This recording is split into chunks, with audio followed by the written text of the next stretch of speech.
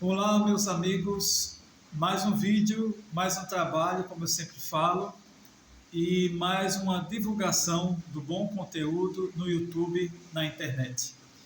E também, como sempre, agradeço a vocês que dão like, a vocês que visualizam e a vocês também que compartilham não só o meu conteúdo, mas o conteúdo também de muitas pessoas que gostam de jogar na web, de jogar no YouTube, coisas boas, coisas construtivas.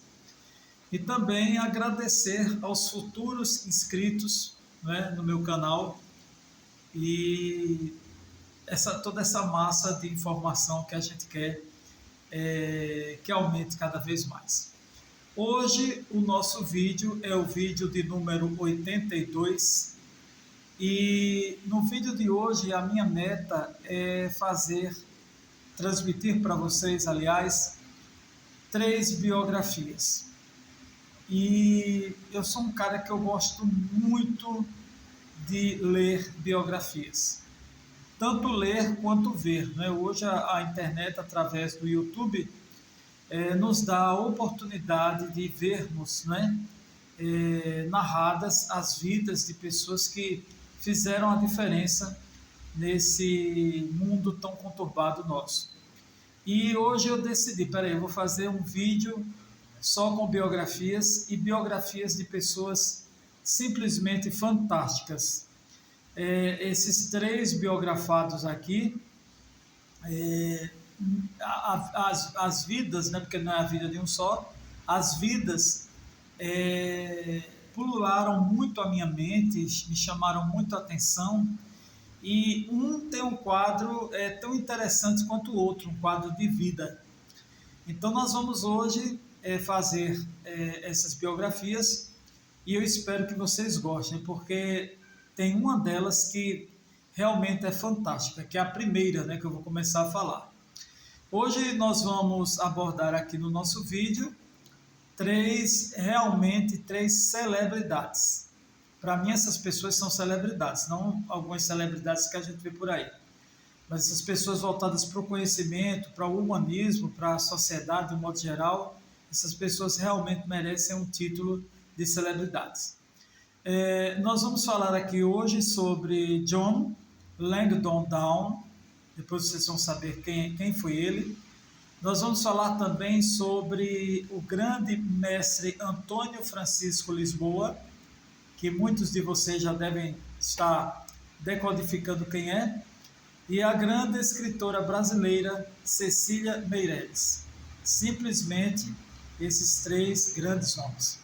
Então vamos começar com o britânico, vamos para a Inglaterra do século XIX, mais precisamente para 18 de novembro de 1828, quando nasceu um garotinho na cidade de Torpoint, na Inglaterra.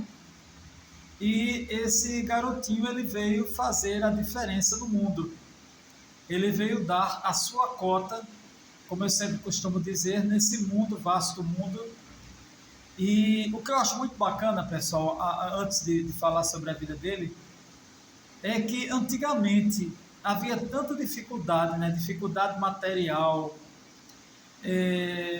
não existia nem de longe a tecnologia que nós temos hoje, e tinha tanta gente fazendo tanta coisa boa, né? Tanta gente descobrindo coisas, inventando coisas, e hoje o mundo está tão pobre, hoje o mundo está tão medíocre, né? De inventores, de pessoas que descobrem. É isso que eu senti ao fazer essas biografias. Mas vamos continuar lá, que a história é bem interessante. Então, o John Langdon Down, ele tem um papel muito importante. Ele pequeno, né? Ele ficou ajudando a família, ajudando o pai. Ele trabalhou numa pequena empresa farmacêutica e lá ele se interessou muito pela medicina, até que ele, dentro da medicina, ele começou a analisar um grupo, eu diria até um grupo seleto, é um grupo também que eu admiro, eu convivi com eles, e eu posso dizer a vocês que são pessoas fantásticas. Ele passou a conviver com os portadores da síndrome de Down, que erroneamente são chamados de mongóis, né? Ou as pessoas dizem, fulano tem mongolismo. E isso se deve a uma região, né, da Ásia chamada Mongólia, em que as pessoas realmente têm os traços físicos, sobretudo de rosto, semelhantes aos portadores da tal síndrome de Down. E o John Down, ele é um homem de muita sensibilidade e ele focou no campo da medicina exatamente os chamados portadores dessa síndrome. E ele não viu naquelas pessoas doentes, pessoas incuráveis. Não, de forma alguma. O que muito chamou a atenção de John foi a humanidade que existia no olhar deles, e é verdade.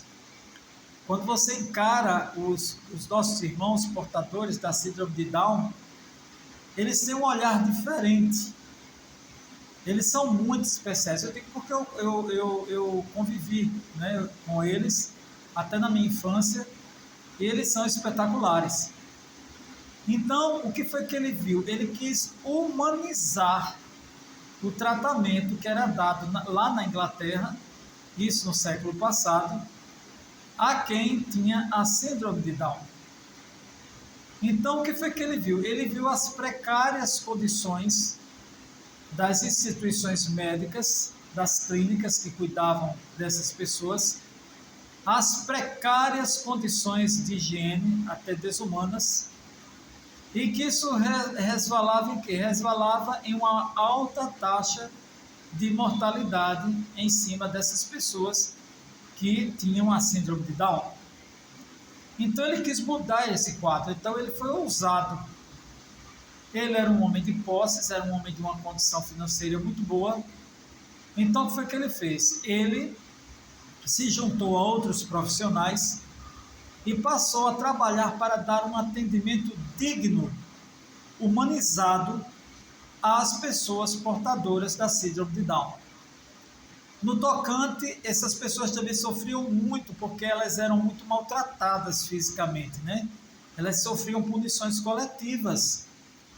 Então ele quis acabar com isso, com essas punições, com essas agressões desnecessárias, as péssimas condições de higiene, colocar essas pessoas em instituições limpas, com profissionais também que sabiam que tinham um processo de humanização no tratar do outro, e isso deu muito certo. Ele implementou no tratamento dado aos portadores da síndrome de Down atividades como jardinagem, artesanato e, por incrível que pareça, até teatro. Uma coisa muito curiosa que ele fez, e quando eu li para fazer essa biografia para vocês, apresentar aqui, uma coisa que me deixou muito emocionado foi que ele pegou muitos, lá na clínica que ele tinha, ele pegou cerca de 200 pacientes, arrumou todo mundo, deixou todo mundo bem bonitinho, e as moças bem maquiadas, todo mundo bem vestido, e ele tirou foto.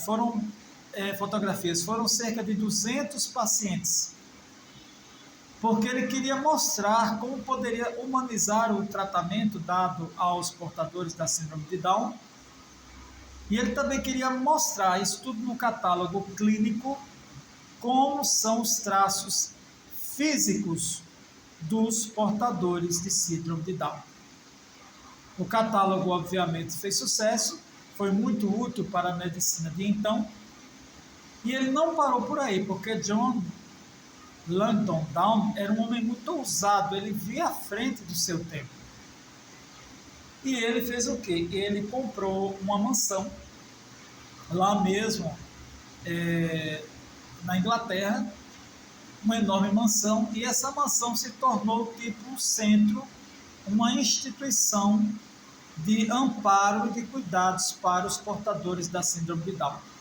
Essa mansão, ela se chamou Norman's Field, e ele construiu também um teatro, né, uma construção anexada, ou anexa, aliás, à instituição, para que lá eles ficassem bem à vontade, trabalhassem com arte, trabalhassem, como eu já disse, com artesanato, com jardinagem. E ele fez o que? Ele humanizou, e a partir de então passaram a ver os portadores da síndrome de Down de uma maneira diferente. Em 1866, ele catalogou, né, foi depois dessas fotos, a síndrome de Down com o cuidado que a síndrome merece, o tratamento, como tratar, como cuidar. Quer dizer, um homem fantástico, um homem realmente de uma visão extraordinária. A mansão existe até hoje e se chama Centro Langdon Down Center. E o teatro hoje se chama Teatro Normansfield. O termo Down, hoje, que muita gente chama Down, fulano é Down, ele significa, a meta dele é acabar com essa questão de ver o portador de síndrome de Down como um atraso, como uma predisposição negativa, e sim mostrar um grande médico com a sensibilidade fantástica e um grande cuidador, digamos assim, do próximo. Então aqui a minha homenagem, as minhas honrarias a um verdadeiro Sir, né, que é um título de nobreza, né, é um título de alta hierarquia dado a homens na Inglaterra. Eu daria o Sir ao grande Sir John Langdon, Langdon Down, que foi o pai, digamos assim, dos nossos queridos amigos e irmãos portadores da síndrome de Down. Quer dizer, uma história fantástica, uma história real.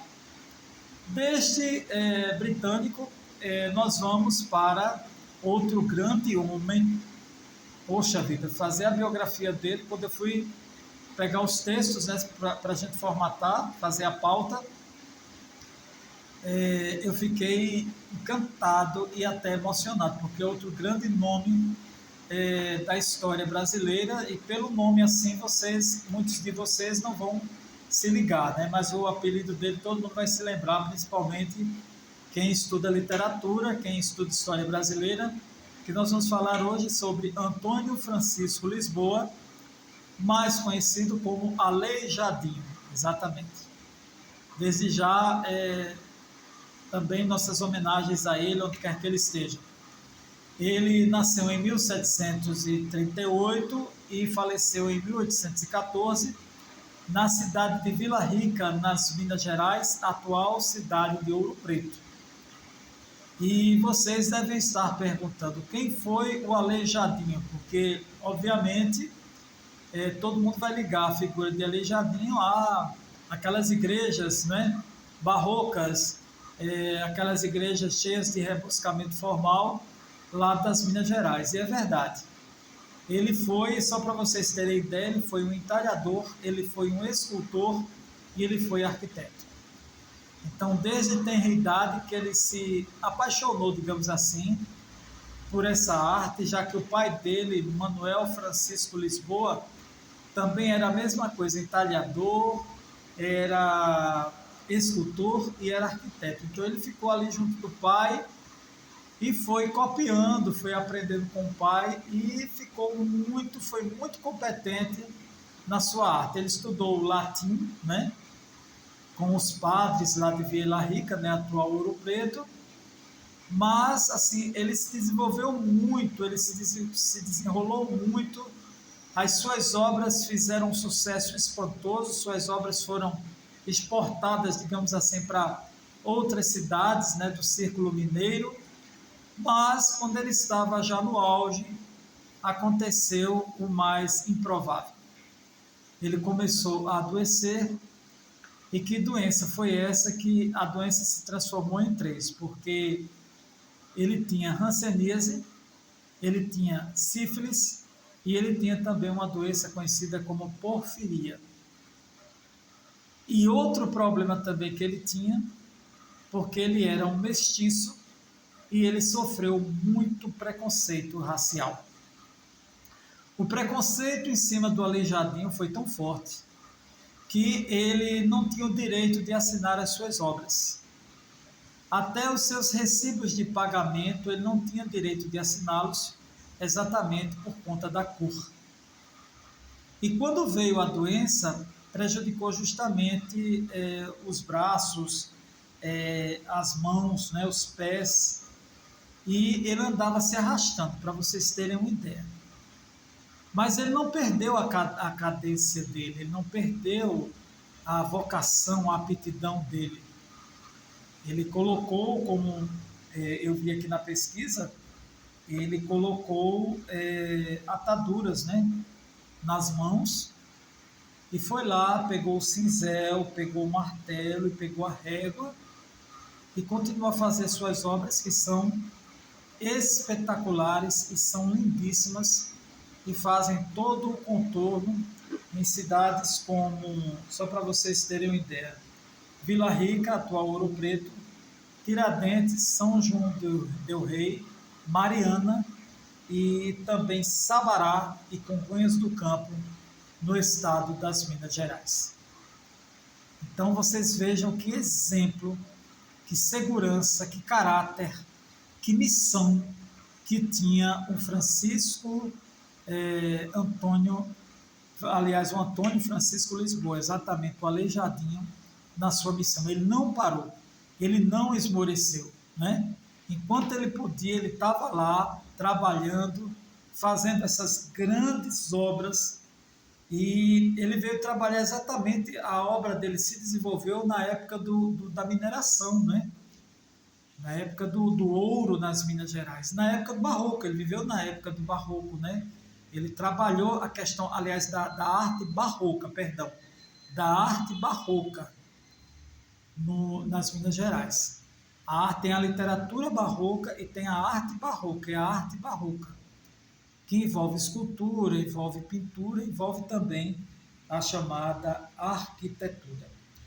As suas principais obras foram a Igreja de São Francisco de Assis e o Santuário do Bom Jesus de Matosinhos. Ele sofria, lógico, com muitas dores e deixou este mundo aos 18 de novembro de 1814. Mais alguém que a gente deve, né, verdadeiramente reverenciar no período em que se reverencia tanta coisa sem valor, né? Então vamos reverenciar este grande vulto que foi o Aleijadinho. Vamos agora para a terceira pessoa, que desta vez é uma mulher, e as mulheres sempre dando lá marcando presença, né? E marcando ponto.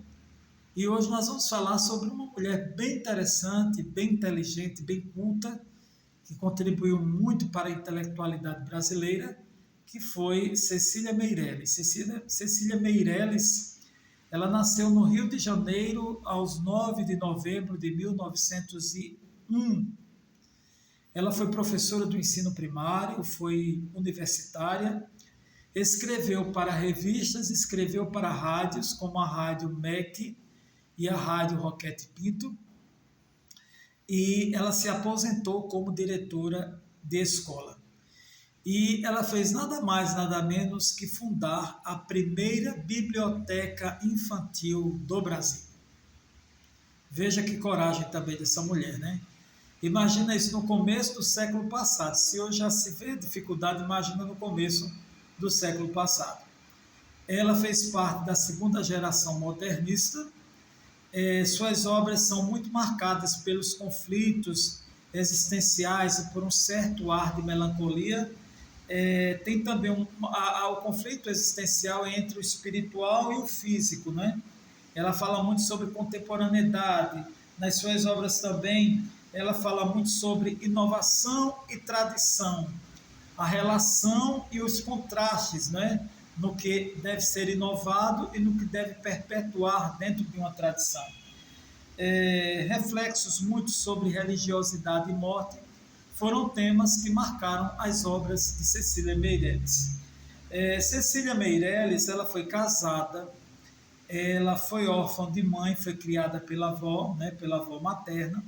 A sua maior obra foi O Romanceiro da Inconfidência, que obviamente falou sobre todo aquele período da Inconfidência mineira, e ela em 1900, ela foi casada também com um artista plástico chamado Fernando Dias, e em 1940 ela atuou como professora do curso de Literatura e Cultura Brasileiras na cidade no Texas, nos Estados Unidos. Isso no ano de 1940.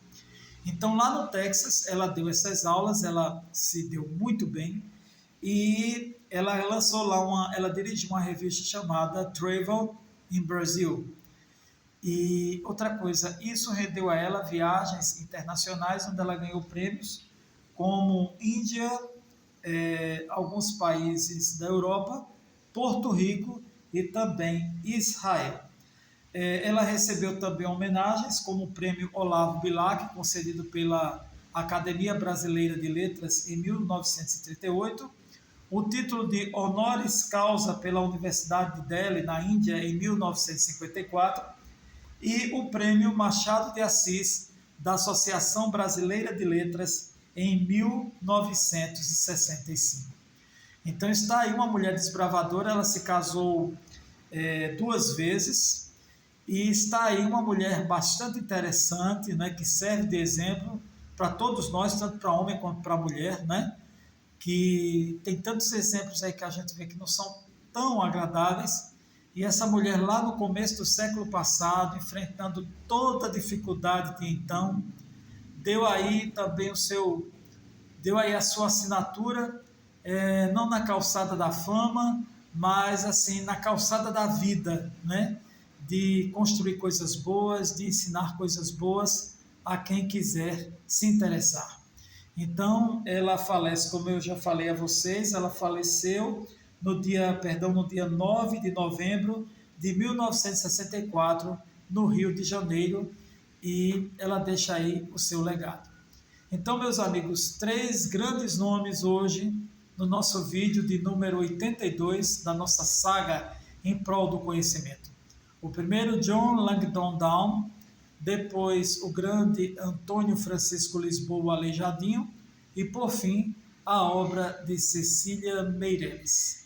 Mais informações sobre os mesmos, vocês busquem na internet, na web, ou nos bons livros, ou nas bibliotecas, né? Porque os bons livros você pode comprar, e na biblioteca você não paga nada, vai lá de graça, principalmente se a biblioteca for pública, e lê à vontade, se inteira, se esmera com boas informações.